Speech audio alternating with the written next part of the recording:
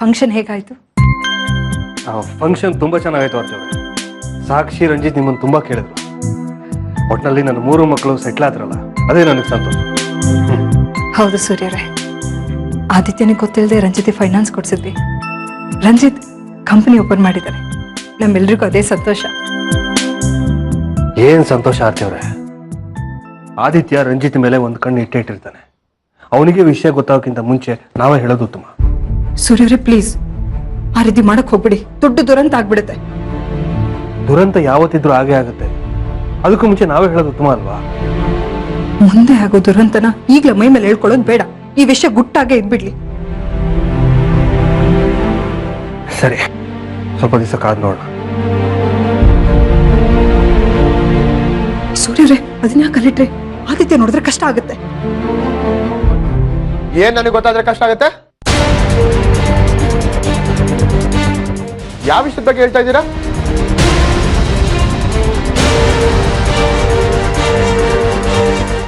ಅದು ಆರ್ತಿಯವರು ಆದಷ್ಟು ಬೇಗ ನಿನಗೆ ಮದುವೆ ಮಾಡ್ಸೋಣ ಅಂತ ಹೇಳ್ತಿದ್ರು.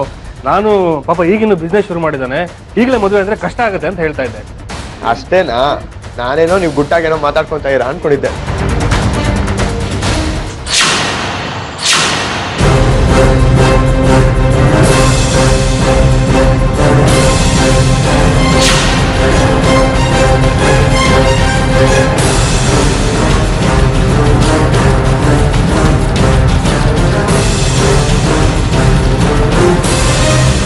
ರಂಜಿತ್ ಕಂಪನಿ ಇನಾಗ್ರೇಷನ್ ಪಾಂಪ್ಲೆಟ್ ಇಲ್ಲಿಗೆ ಹೇಗೆ ಬಂತು? ನಿಮ್ಮನ್ನೇ ಕೇಳ್ತಾರ, ಇಲ್ಲಿಗೆ ಹೇಗೆ ಬಂತು? ಹೋಗಿದ್ರ ಡ್ಯಾಡ್? ಅವ್ರು ಯಾಕೋ ಅಲ್ಲಿಗೆ ಹೋಗ್ತಾರೆ. ನೀನು ಒಂದ್ಸಲ ಹೋಗೋದ್ ಬೇಡ ಅಂದ್ಮೇಲೆ ಅವ್ರು ನಿನ್ ಮಾತು ಮೀರಲ್ಲ ಅಂತ ಗೊತ್ತು ತಾನೆ. ಮತ್ತಿದ್ ಇಲ್ಲಿಗೆ ಹೇಗೋ ಬಂತು? ಹೇಗ್ ಬಂತು ಅಂದ್ರೆ, ಈ ತರ 10 ಪಾಂಪ್ಲೆಟ್ ಡೈಲಿ ನ್ಯೂಸ್ ಪೇಪರ್ ಅಲ್ಲಿ ಬರ್ತವೆ. ನ್ಯೂಸ್ ಪೇಪರ್ ಹಾಕೊಂಡು ಕಮಿಷನ್ಗೋಸ್ಕರ ಇದನ್ನ ಹಾಕೋಗಿರ್ತಾನೆ ಅಷ್ಟೇ.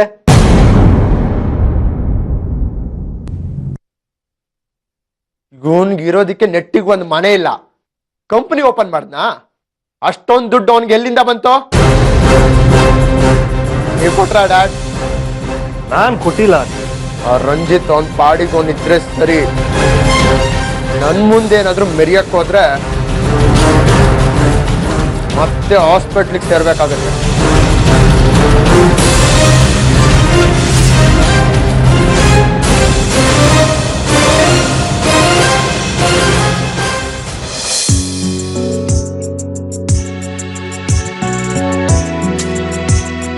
ಆಂಟಿ, ಇದನ್ನೆಲ್ಲ ನೀವ್ ಯಾಕೆ ಮಾಡ್ತಿದ್ದೀರಾ? ಯಾಕೆ ಮಾಡ್ಬಾರ್ದು? ನನ್ ಕೆಲ್ಸ ನಾನ್ ಮಾಡ್ಕೊಳಕ್ ಆಗತ್ತೆ. ಅಷ್ಟು ದೊಡ್ಡವಳು ಆಗಿದ್ದೀನಿ ನಾನು. ಆದ್ರೆ ನನಗ್ ನೀನಿನ್ನೂ ಪುಟ್ಟ ಸಾಕ್ಷಿದೆ. ನೀನ್ ಚಿಕ್ಕ ಹುಡುಗಿ ಇದ್ದಾಗ ನಾನೇ ನಿಂಗ್ ನೈಲ್ ಪಾಲಿಶ್ ಹಾಕ್ತಾ ಇದ್ದಿದ್ದು. ದಿನಕ್ಕೂ ನನ್ ಕಲರ್ ಹಾಕ್ತಿದ್ದೆ, ನೆನ್ಪಿದ್ಯಾ? 20 ವರ್ಷ ನಿನಗೂ ಆರ್ಯಂಗೂ ತಾಯಿ ಆಗಿದ್ ನನ್ನನ್ನ ಇದ್ದಕ್ಕಿದ್ದಾಗೆ ಮನೆಯಿಂದ ಆಚೆ ಕಳಿಸ್ದಾಗ ಮನ್ಸಿಗೆ ಹೇಗಾಯ್ತು ಗೊತ್ತಾ? ಸಂಬಂಧಗಳು ಸುಳ್ಳೇನೋ ಅನ್ಸಕ್ ಶುರುವಾಗ್ಬಿಟ್ಟಿತ್ತು. ನೀವು ಮನೆ ಬಿಟ್ಟು ಹೋಗೋದಕ್ಕೆ ನಾನು ಒಂದ್ ರೀತಿ ಕಾರಣ. ನಿಮ್ ಬಗ್ಗೆ ಬೇಜಾರಿಲ್ಲ, ಮಕ್ಳು ತಪ್ಪು ಮಾಡ್ತಾರೆ, ಸಹಜ. ಆದ್ರೆ ಸೂರ್ಯ ಅವರು ಆರ್ತಿ ಅವ್ರು ಬಂದ ತಕ್ಷಣ ನನ್ನ ದೂರ ಮಾಡಿದ್ದು ಮನ್ಸಿಗೆ ತುಂಬಾ ನೋವಾಯ್ತು. ಅಮ್ಮ ಅಮ್ಮ ಅಂತ ಕರೀತಾ ಇದ್ದಿದ್ದ ಆರ್ಯ ನನ್ನ ಅರೆಸ್ಟ್ ಮಾಡೋಕ್ ಬಂದ. ಏನ್ ತಪ್ಪು ಮಾಡಿದ್ದೆ ಸಾಕ್ಷಿ ನಾನು? ಎಲ್ಲ ಹೆಂಗಸ್ರಿಗೂ ಇರೋ ಹಾಗೆ ನನ್ಗೂ ಆಸೆಗಳಿತ್ತು. ಆರ್ಯ ನನ್ನ ಅಮ್ಮ ಅಂತ ಕರಿಬೇಕು, ಸಾಕ್ಷಿ ನನ್ನ ಅಮ್ಮ ಅನ್ಬೇಕು ಅಂತ. ಆದ್ರೆ ಆರ್ತಿ ಅವ್ರು ಬಂದ್ಮೇಲೆ ಎಲ್ಲರ ಪ್ರೀತಿ ನನ್ ಮೇಲೆ ಕಮ್ಮಿ ಆಯ್ತು ಅನ್ನೋ ಇನ್ಸೆಕ್ಯೂರಿಟಿನಲ್ಲಿ ನಾನ್ ಸಣ್ಣ ಬುದ್ಧಿ ತೋರ್ಸಿರ್ಬೋದು. ತಪ್ಪ ಸಾಕ್ಷಿ? ಸಾರಿ ಆಂಟಿ, ನೋಡು, ಈಗ್ಲೂ ನನ್ನ ಆಂಟಿ ತರ ನೀ ಕರೀತಿರೋದು.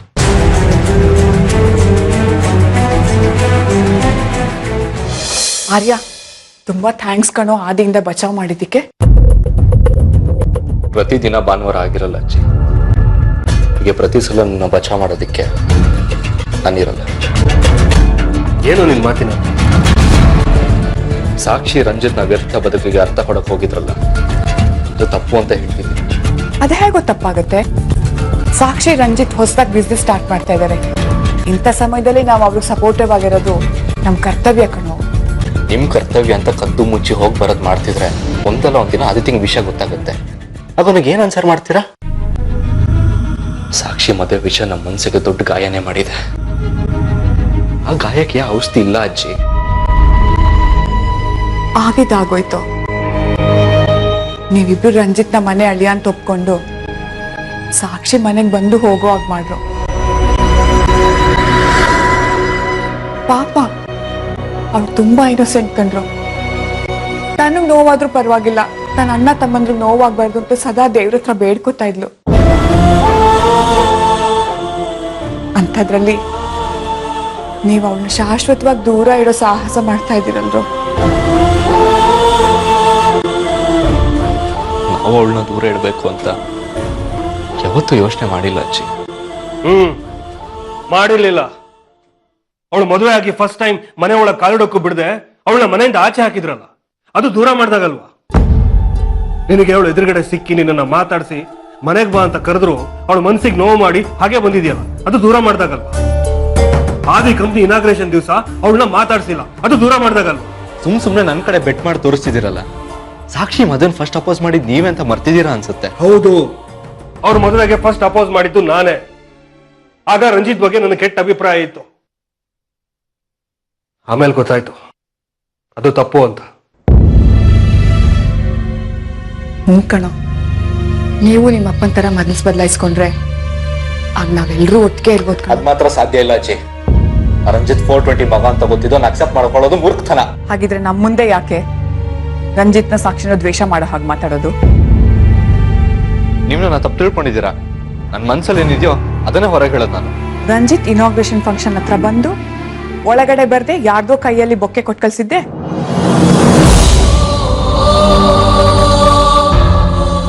ನಾನಾ? ಇಲ್ಲಪ್ಪ, ನನಗೆ ಬಂದೇ ಇರ್ಲಿಲ್ಲ. ನೀನು ಅಲ್ಲಿಗೆ ಬಂದಿದ್ಯಾ? ಅಮ್ಮ ನನಗೆ ತೋರಿಸು. ನಾವು ಹೊರಗಡೆ ಬರ್ತಿದ್ದಾಗೆ ಬೈಕ್ ಸ್ಟಾರ್ಟ್ ಮಾಡ್ಕೊಂಡು ನೀನು ಹೊರಟೋದು. ಅಂತರ ಬೈಕ್ಗಳು 1000 ಜನರ ಹತ್ರ ಇರ್ತವೆ. ಅದನ್ನ ನೋಡ್ಕೊಂಡು ನಾನು ಅಲ್ಲಿಗೆ ಬಂದಿದ್ದೆ ಅಂತ ಹೇಳೋದು ಸರಿಯಲ್ಲ. ನಾನೇ ನೋಡಿದ್ದೀನಿ ಆರ್ಯ, ನೀನು ಇದೇ ಶರ್ಟ್ ಹಾಕೊಂಡಿದ್ದೆ. ನಾನು ಕ್ಲಿಯರ್ ಆಗಿ ಅಬ್ಸರ್ವ್ ಮಾಡೇ ಹೇಳ್ತೇನೆ. ಸಾಕ್ಷಿ ಮೇಲಿರೋ ಪ್ರೀತಿನ ತೋರ್ಸ್ಕೋಬೋದಲ್ಲ ಆರ್ಯ. ನಮ್ಮನ್ ಮಾತ್ರ ಯಾವ್ದು ಮುಚ್ಚಿಡ್ಬಾರ್ದು ಅಂತ ಹೇಳ್ತೀಯಾ? ನೀನ್ ಮಾತ್ರ ಅಕ್ಕನ ಮೇಲಿರೋ ಪ್ರೀತಿನ ಮುಚ್ಚಿಟ್ಟು ದೂರದಿಂದ ಅವಳನ್ನ ನೋಡ್ಕೊಂಡ್ ಬರ್ತೀಯಲ್ಲ, ಇದ್ ಸರಿನಾ? ಇವತ್ ಫಂಕ್ಷನ್ ನಡೆಯೋ ಜಾಗಕ್ಕೆ ಬಂದು ಒಳಗ್ ಬರ್ದೆ ಹಾಗೆ ಹೋಗಿದ್ಯಾ. ಒಳಗಡೆ ಬಂದು ಸಾಕ್ಷಿಗೂ ರಂಜಿತ್ಗೂ ವಿಶ್ ಮಾಡಿ ಹೋಗಿದ್ರೆ ಅವ್ರಿಗೆ ಎಷ್ಟು ಸಂತೋಷ ಆಗ್ತಿತ್ತು ಗೊತ್ತಾ? ಹೌದು ಆರ್ಯ, ನೀನು ನಮ್ಮ ಜೊತೆ ಇನಾಗ್ರೇಷನ್ಗೆ ಜಾಯ್ನ್ ಆಗಿದ್ರೆ ಅವಳೆಷ್ಟು ಖುಷಿ ಪಟ್ಟಿರೋಳು ಗೊತ್ತಾ? ಖುಷಿ, ಸಂತೋಷ, ಇದಕ್ಕೆಲ್ಲ ಸಾಕ್ಷಿಗೆ ಅರ್ಥ ಗೊತ್ತಿಲ್ಲ ಅನ್ಸುತ್ತೆ. ಚಿಕ್ಕ ಚಿಕ್ಕ ಖುಷಿಗೋಸ್ಕರ ರಂಜಿತಿಂದ ಹೋಗಿ ಸಂಭ್ರಮನೇ ಕಳ್ಕೊಂಡ್ಬಿಟ್ಲು. ರಂಜಿತ್ ಹಿಂದೆ ಹೋಗಿದ್ದಿ ನಾನೇ. ನನ್ನ ಆದಿತ್ಯ ಆಸೆ ಕನ್ಸುಗಳಿಗೆಲ್ಲ ಕೊಳ್ಳೆ ಇಟ್ಟು ಹೋದ್ಲು. ಅವ್ರು ಖುಷಿಯಾಗಿದ್ರೇನು ಬಿಟ್ರೇನು. ಆದ್ರೆ ಒಂದು ಮಾತ್ರ ನಿಜ ಡ್ಯಾಡ್, ನನಗೆ ಸಾಕ್ಷಿ ಮೇಲೆ ಯಾವುದೇ ರೀತಿ ದ್ವೇಷ ಇಲ್ಲ. ದುಃಖ ಇದೆ. ನಮ್ಮ ಮಾತನ್ನು ಧಿಕ್ಕರಿಸಿ ಹೋದ್ಲಲ್ಲ ಅಂತ ದುಃಖ ಇದೆ. ಆ ನೋವು ದುಃಖ ಜೀವನ ಪರ್ಯಂತ ಮರೆಯೋದೂ ಇಲ್ಲ, ನೋವುಗಳು ಹೋಗೋದೂ ಇಲ್ಲ.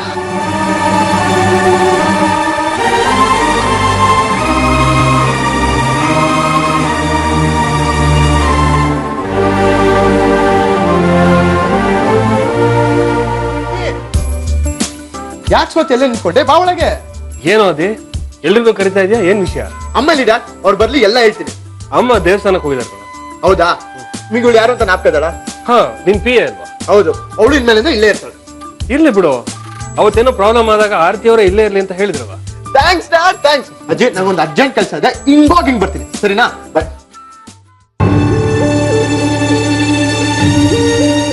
ಯಾಕಮ್ಮ ಇನ್ನೂ ಬೇಜಾರಾಯ್ತು ಅಂತ ಊರಿಗೆ ಹೊರಟಿದ್ಯಂತೆ? ನಿನಗೆ ಬೇಜಾರಾಗೋಗೆ ಯಾರು ಏನ್ ಮಾತಾಡಿದ್ರು? ನಮ್ಮ ಆರ್ಯ ಏನಾದ್ರು ಬೇಜಾರು ಮಾಡಿದ್ನ ಅಮ್ಮ? ಇಲ್ಲ ಇಲ್ಲ ಇಲ್ಲ, ಅವ್ರು ಬೇಜಾರ್ ಮಾಡಿಲ್ಲ. ಅವ್ರು ತುಂಬಾ ಒಳ್ಳೆಯವರು. ಅವತ್ತು ನೀನ್ ನನಗೆ ಫೋನ್ ಮಾಡಿ ಯಾರು ನನ್ನನ್ನು ಫಾಲೋ ಮಾಡ್ತಿದ್ದಾರೆ, ಆರ್ಯನ ಕಳಿಸಿ ಅಂತ ಹೇಳಿದ್ಯಲ್ಲ. ಆಗ ನಾನು ಆರ್ಯನ ಕಳಿಸಿದ್ದೆ. ಅವನು ಅವ್ರನ್ನ ಅರೆಸ್ಟ್ ಮಾಡಿದ್ನ? ಅವರೆಲ್ಲ ಅರೆಸ್ಟ್ ಮಾಡ್ತಾರೆ, ನಾನೇ ಅವ್ರನ್ನ ಅರ್ಧ ಅರೆಸ್ಟ್ ಮಾಡಿದ್ದೀನಿ. ಆರ್ಯ ಪೂರ್ತಿ ಸರೆಂಡರ್ ಆಗೋವರೆಗೂ ನಾನ್ ಬಿಡಲ್ಲ. ಏನ್ ವಿಷಯ ಮಾಡ್ತಿದ್ಯಾ? ಏನಿಲ್ಲ ಸರ್. ಆರ್ಯ ಪೊಲೀಸ್ ಹುಡುಗರನ್ನ ಅರೆಸ್ಟ್ ಮಾಡಿದ್ನ? ಹಾ, ಆರ್ಯ ಅವ್ರಿಗೆ ನಾನು ಸರಿಯಾಗಿ ಬುದ್ಧಿ ಕಲ್ಸಿದ್ದೀನಿ. ಆರ್ಯನಿಗೆ ನೀನ್ ಬುದ್ಧಿ ಕಲ್ಸದ್ಯಾ? ಇಲ್ಲ ಇಲ್ಲ ಇಲ್ಲ, ಆರ್ಯ ಅವ್ರು ಸರಿಯಾಗಿ ಬುದ್ಧಿ ಕಲ್ಸಿದ್ರು. ಅವತ್ ಆರ್ಯ ಅವ್ರು ಇರ್ಲಿಲ್ಲ ಅಂದ್ರೆ ನನ್ ಕತೆ ಅಷ್ಟೇ. ಅಜ್ಜಿ, ನೀವ್ ಬೇಜಾರ್ ಮಾಡ್ಕೊಳ್ಳಿಲ್ಲ ಅಂದ್ರೆ ನಾನ್ ನಿಮ್ಮ ಹತ್ರ ಒಂದ್ ಮಾತ್ ಕೇಳಲ್ಲ? ಏನು ಬೇಜಾರ್ ಮಾಡ್ಕೊಳಲ್ಲ, ಕೇಳು. ನೋಡಿ, ನಾನು ಇಲ್ಲಿ ಇರ್ತೀನಲ್ಲ, ಅದಕ್ಕೆ ತಿಂಗ್ಳಿಗೆ 1,000 ರೂಪಾಯಿ ಮಾತ್ರ ಕೊಡಕ್ಕಾಗತ್ತೆ. ಅದ್ರ ಮೇಲಂದ್ರೆ ಕೊಡಕ್ಕಾಗಲ್ಲ. ಏನು 1,000 ಅಷ್ಟನ್ನ ಕೊಡಕ್ಕಾಗದು? ಈ ಮನೇಲಿ ಇರಕ್ ಜಾಗನೂ ಕೊಟ್ಟು ಊಟನೂ ಕೊಟ್ಟು ಅಷ್ಟನ್ನ ನಿನಗೆ ಕೊಡಕ್ಕಾಗದು? ಆಗಲ್ಲ ಆಗಲ್ಲ. 5,000 ರೂಪಾಯಿ ಕೊಟ್ರೇನೆ ನೀನ್ ಈ ಮನೇಲಿ ಇರಕ್ ಆಗೋದು, ಇಲ್ಲಾಂದ್ರೆ ಇಲ್ಲ.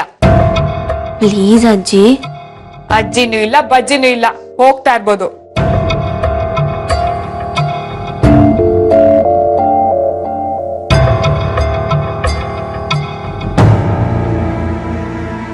ಸರ್, ನೀವಾದ್ರೂ ಹೇಳಿ ಸರ್. ಆದಿ ಸರ್ ತಿಂಗಳಿಗೆ ನನ್ಗೆ 7,000 ರೂಪಾಯಿ ಮಾತ್ರ ಸಂಬಳ ಕೊಡೋದು. 5,000 ರೂಪಾಯಿನ ಅಪ್ಪ ಅಮ್ಮಂಗೆ ಕಳಿಸ್ಬೇಕು. ಆದಿ ಸರ್ ಹತ್ರ ಹೇಳ್ಕೊಳಕ್ಕೆ ಸಂಕೋಚ ಆಯ್ತು. ನೀವು ನನ್ನ ತಂದೆ ತರ ಇದ್ದೀರಾ, ಅದಕ್ಕೆ ನಿಮ್ಮ ಹತ್ರ ಹೇಳ್ಕೊಂತಾ ಇದ್ದೀನಿ. ಪ್ಲೀಸ್ ಸರ್, ನೀವೇ ನಂಗೇನಾದ್ರೂ ದಾರಿ ತೋರಿಸ್ಬೇಕು. ಅಮ್ಮ, ಇವಳು ನಮ್ಮನೆಲ್ಲೇ ಇರ್ಲಿ, ನೀವು ನೋಡ್ಕೊಳ್ಳಿ.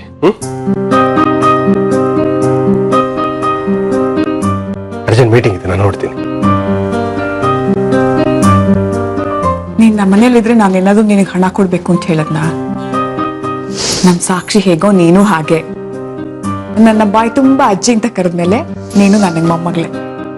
ನೀನು ನಿಶ್ಚಿಂತೆಯಿಂದ ಈ ಮನೇಲಿ ಇರ್ಬೋದು. ಥ್ಯಾಂಕ್ ಯು ಅಜ್ಜಿ.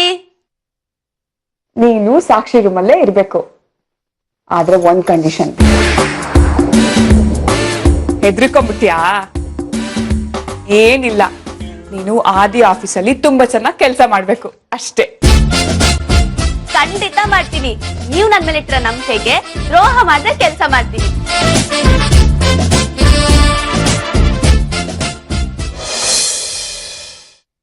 ಅಯ್ಯೋ, ಡ್ಯೂಟಿ ಮುಗೀತಾ? ಹ್ಞೂ ಅಜ್ಜಿ. ತಿನ್ನಕ್ಕೇನಾದ್ರೂ ಕೊಡ್ಲಾ? ಹ್ಞೂ ಅಜ್ಜಿ, ಹೊಟ್ಟೆ ತುಂಬಾ ಹಸಿತಿದೆ, ಫ್ರೆಶ್ ಆಗಿ ಬರ್ತೀನಿ. ಸರಿ.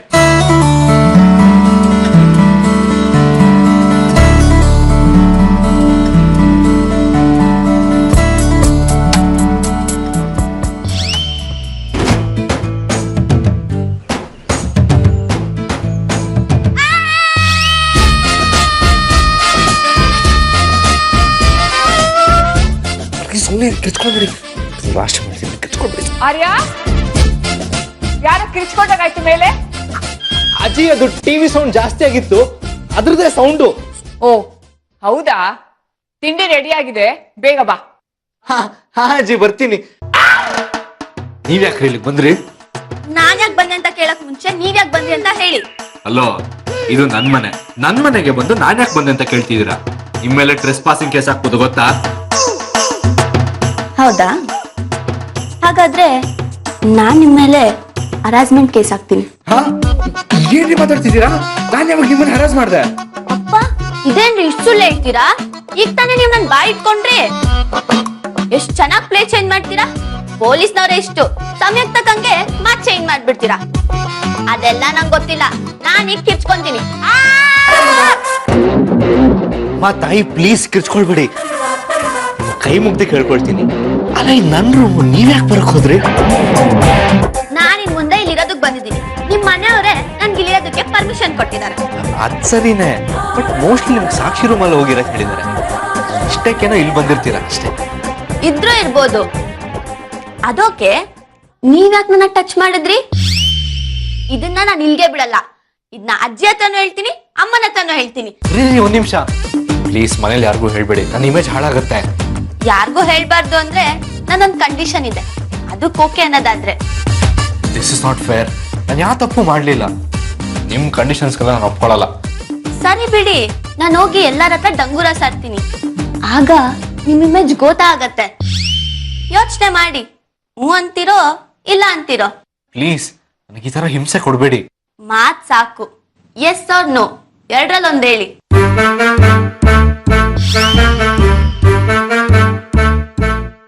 ಸರಿ, ನೀವು ಹೇಳ್ದಂಗ್ ಮಾಡ್ತೀನಿ.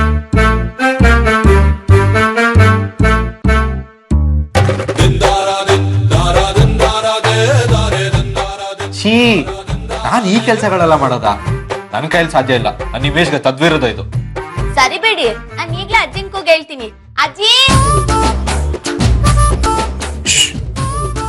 ಪ್ಲೀಸ್ ಕಿರ್ಚ್ಕೊಳ್ಬೇಡಿ, ನೀವು ಹೇಳ್ದಂಗೆ ಕೇಳ್ತೀನಿ.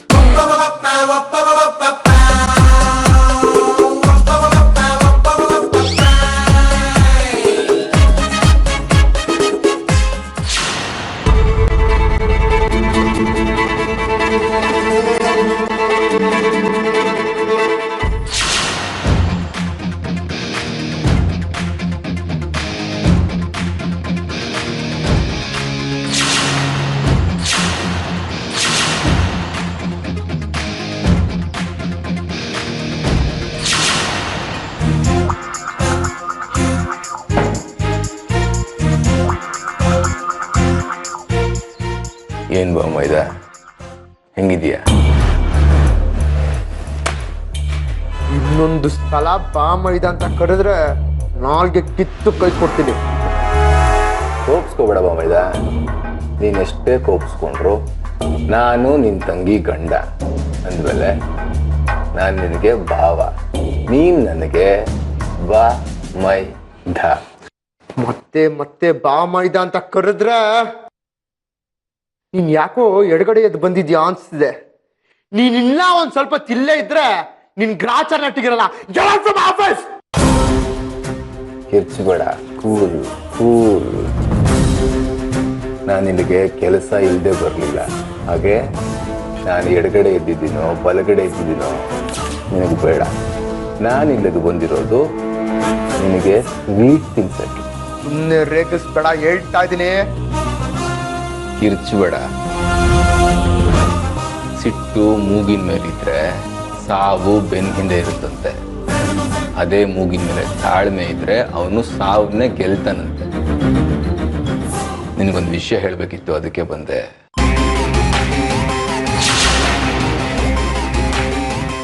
ನಿನ್ನೆ ನನ್ನ ಕಂಪನಿ ಇನಾಗುರೇಷನ್ ಇತ್ತು.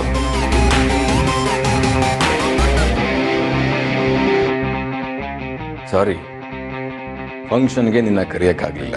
ಅದಕ್ಕೆ ಅಟ್ಲೀಸ್ಟ್ ಸ್ವೀಟ್ಸ್ ಆದರೂ ಕೊಟ್ಟು ಹೋಗೋಣ ಅಂತ ಬಂದೆ. ಏನು ಹೇಳಿದೆ ಅವತ್ತು ನೀನು? ನಿನಗೆ ಮಾಡೋಕ್ಕೆ ಏನು ಕೆಲಸ ಇಲ್ಲ, ನಿನ್ನ ತಂಗಿನ ಸಾಕೋದಿಕ್ಕೆ ಯೋಗ್ಯತೆ ಇಲ್ಲ ಅಂತ ಹೇಳಿದೆ.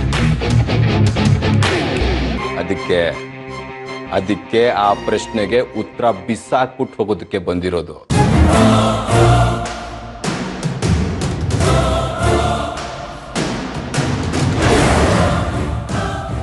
ನನ್ನ ಕಂಪನಿ, ನನ್ನ ಸ್ವಂತ ಕಂಪನಿ, 30 ಲಕ್ಷ ಇನ್ವೆಸ್ಟ್ ಮಾಡಿ ಶುರು ಮಾಡಿರೋದು.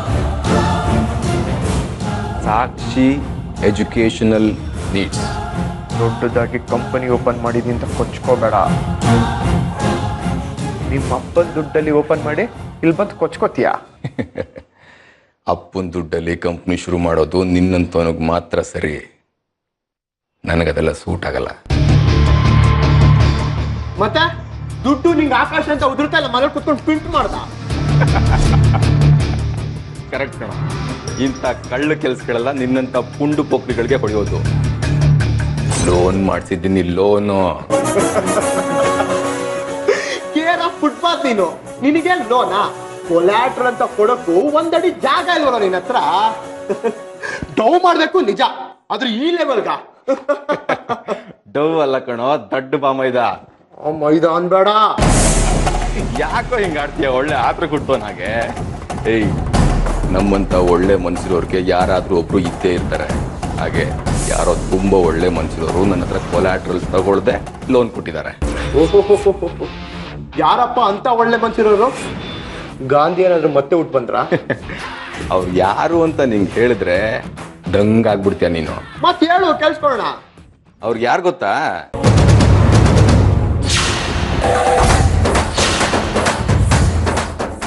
ಬೇಡ, ನನ್ಗೆ ಯಾಕೋ ಹೇಳೋದಕ್ಕೆ ಮೂಡಿಲ್ಲ. ನನಗೆ ಮೂಡಿದ್ದಾಗ ಮೀಟ್ ಆಗು, ಹೇಳ್ತೀನಿ. ಓಕೆ, ಬರಲ? ಬಾ ಬೈತ.